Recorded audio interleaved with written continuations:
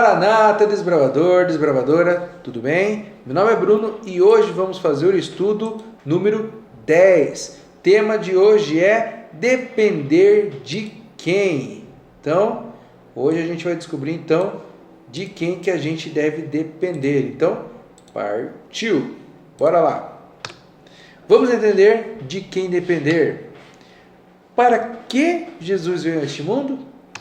Resposta para você, 1 Timóteo 1,15, diz o seguinte: fiel é a palavra e digna de toda aceitação, que Cristo Jesus veio ao mundo para salvar os pecadores, dos quais eu sou o principal. Interessante, não? Jesus sabia o que iria acontecer? Lucas 18, versos 31 a 33, diz o seguinte: tomando consigo os 12, disse-lhes Jesus: eis que subimos para Jerusalém, e vai cumprir-se ali tudo quanto está escrito por intermédio dos profetas, no tocante ao Filho do Homem. Pois será ele entregue aos gentios, escarnecido, ultrajado e cuspido. E depois de o açoitarem, tirar-lhe-ão a vida, mas ao terceiro dia ressuscitará. Então Jesus sabia, né? Qual o motivo de Jesus vir para a terra? João 3,16 responde: porque Deus amou o mundo de tal maneira que deu seu Filho unigênito, para que todo o que nele crê não pereça, mas tenha a vida eterna. Então a motivação principal foi o amor ao mundo, amor por mim, amor por você, amor pelos seus pais, amor pelos seus colegas, desbravadores, por todos. Deus amou todos, todo o mundo, tá bom? Quem começou esse relacionamento? 1 João 4,19 diz o quê? Nós amamos porque Ele nos amou primeiro. Então, quem começou? Foi Jesus. Ele nos ama antes da gente amar Ele. Olha só que interessante. Quem nos reconciliou com Deus? Vamos lá, Romanos 5, verso 10 e 11 diz o quê? Porque se nós, quando inimigos, fomos reconciliados com Deus, mediante a morte do seu Filho, muito mais, estando já reconciliados, seremos salvos pela sua vida. E não apenas isso, mas também nos gloriamos em Deus por nosso Senhor Jesus Cristo, por intermédio de quem recebemos agora a reconciliação. Então, quem nos reconciliou com Deus foi Jesus, né? O que devemos fazer para mantermos esse relacionamento? Resposta, 1 João 1,7. Se, porém, andarmos na luz, como Ele está na luz, mantemos comunhão com os outros, e o sangue de Jesus, seu Filho, nos purifica de todo pecado. Então, para nos mantermos esse relacionamento, devemos andar na luz, andar com Cristo, né?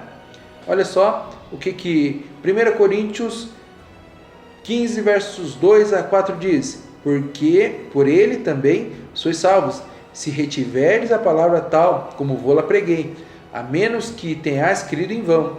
Antes de tudo, vos entreguei o que também recebi, que Cristo morreu pelos nossos pecados, segundo as Escrituras, e que foi sepultado e o ressuscitou ao terceiro dia, seguindo as Escrituras. Este relato é de Paulo, após Cristo. Então, viver na terra e ir para o céu, e até ele comenta ali, né, que a gente deve reter a palavra de Deus no nosso coração, e principalmente ali, a menos que tenhas criado em vão. Ou seja, se a gente reter a palavra de Deus no nosso coração, já vai valer muito a pena, tá bom? E se você for pensar no que os discípulos fizeram, no que Paulo fez, de ser pessoas fiéis a Deus, de ser pessoas que fizeram de tudo em prol de Deus, pessoas que morreram por Deus, né? Se isso não valer, né, seria crer em vão, mas não. A nossa confiança é que Jesus logo vai voltar. E não vai existir esse crer em vão. Será uma verdade eterna, uma verdade que nos levará para o céu, né? Saiba mais. O salário do pecado é a morte. Então, Romanos 6, 23, né, diz isso. Todos nós pecamos, então todos deveríamos morrer. Olha lá. Mas Deus nos amou tanto que entregou seu Filho. Jesus nos amou tanto que se entregou para morrer a morte, que seria nossa, e para pregar e para pagar o preço para a nossa salvação. Mas porque, né, Deus não enviou um anjo, né? Seria muito mais fácil, né? Afinal, um anjo também é perfeito. Já pensou nisso? Jesus teve que morrer em nosso lugar porque o preço era muito alto.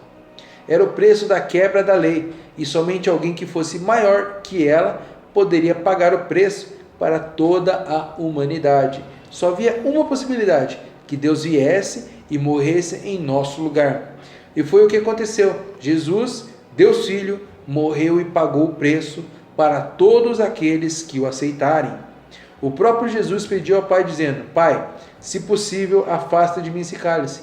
Mas nada aconteceu, pois não era possível, tá bom? Esse era o único caminho.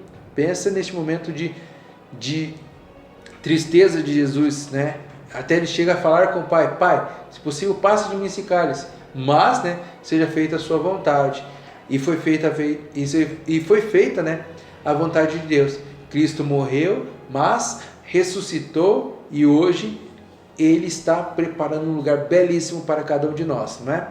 Minha decisão hoje é a seguinte, e a sua decisão também: entendo que eu sou pecador e que o salário do pecado é a morte, mas também entendo que existe um Deus que me ama e que criou um caminho diferente da morte para mim. Criou um caminho de esperança, de salvação, restauração e eternidade. Sei que o preço foi alto demais e aceito este alto preço que foi pago por amor a mim. Aceito a Jesus como meu Salvador e acredito que Ele é suficiente para me conceder a vitória sobre o pecado. Bem, desbravador, desbravadora, essa é a sua decisão para o dia de hoje. Que você possa se entregar a Cristo logo logo. Que Deus te abençoe e ficamos por aqui. Então, até a próxima. Valeu!